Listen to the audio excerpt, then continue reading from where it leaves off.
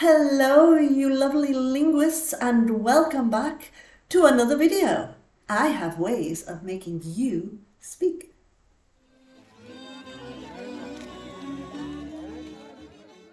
Welcome back to another video. Okay, so today we are going to talk about the prepositions de, do, and de.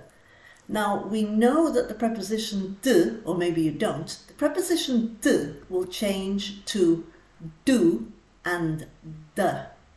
So we're going to see in what circumstances this will change.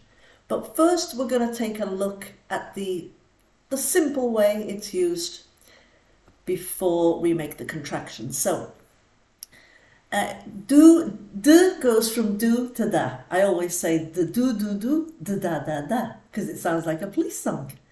Now, these prepositions can sometimes be challenging, but they don't have to be. So let's go through this short video and you can see how you can use these prepositions and how they contract and why they contract. So number one, de, the multi-purpose preposition. So de it's used a lot in Portuguese, so it's very frequently used and it's often translated as of or from in English. So we're going to look at a few uses with this preposition. So de, origin. It's often used when we're talking about origin, when something comes from somewhere.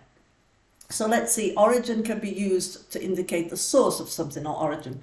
Vinho de Portugal translates as wine from Portugal. But we can add a little to this. For example, I could say, eu sou de Inglaterra. So I'm saying I am from England. So I'm talking about where I originate from, where I am from. You can try this at home. You can say eu sou de and wherever you're from.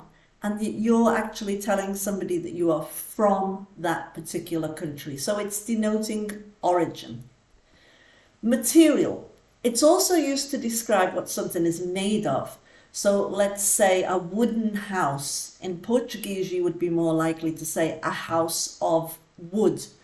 Uma casa de madeira. Uma casa de madeira. So this means a house made of wood. Now note, you wouldn't say uma casa de madeira. This would mean a house from Madeira, from the actual island, because we call Madeira a Madeira, like we call the Algarve o Algarve. So it wouldn't be de Madeira. This can be confusing. Some people get confused with this. So C, a cause or a reason. So in this context, de can be used to explain the cause or reason behind an action or situation. So morro de riso, meaning I'm dying of laughter. Morro de medo, to die of fear. So it's more frequently used, actually contracted with the articles u and which both mean the. So I'm sure you're familiar with these articles. So number two, the do contraction. So what is a contraction? It's basically when we put two words together and we're making one word out of the two words. And that is what we're doing in this particular case. So we're contracting the de with the u, meaning the, and we're making do, which means of the or from the. So in this case, we're going to look at possession. So we're talking about something belonging to somebody. O carro do João would mean João's car, or the car from João. O carro do João. So this is going to be masculine, o, do, because we're talking about João. Again, we've got origin, B. Os vinhos do Algarve means the wines from the Algarve. Again, de is contracted with the u to make do. So if we were talking about a wine from Madeira, then this would be the time when we would say vinho de Madeira.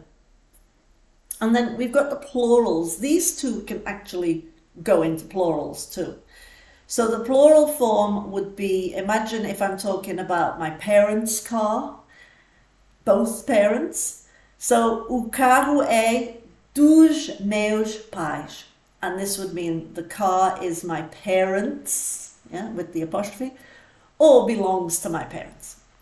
Number 3, the de contraction. Similar to do, de is a contraction of de, but this time we're adding the okay?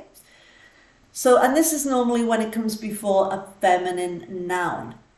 So we do the de plus the and we make de.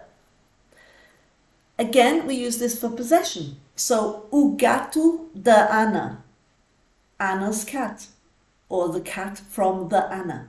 O gato da Ana. I'm going to make another video about when we use the articles, because we use articles a lot in Portuguese where we wouldn't normally use them in English. B, origin. As flores da primavera translates as the flowers of spring. De is again contracted with the to make de. And then again we've got the plural form. Os carros das minhas primas. The car is my cousin's. So the car is my cousin's car. The car belongs to my cousin. Not sure how many times I've hit the table here and if I've made a lot of noise. So there you have it. Quick video about your prepositions. De, do, and de. So it's all the same preposition, but they're just contracting with the article. I hope that made it easier for you. Don't forget to subscribe. Don't forget to ring that bell. Don't forget to share, and don't forget to like. And don't forget to come back next time for another video. If you have any ideas for videos, please let me know what you would like to hear, and I will be happy to make the video for you. Thank you very much for watching, and see you again next time.